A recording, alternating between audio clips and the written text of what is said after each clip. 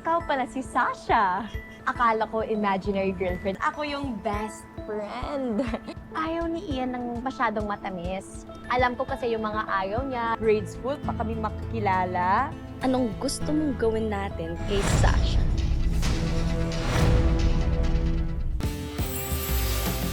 Lakad kahit saan, kwento hanggang umaga. Walang maiiwan, kasama ang barkada. Sa gitna ng kahit na ano, Laging tatandaan, nandito lang ako. Iba talagang pag tayo, masaya ka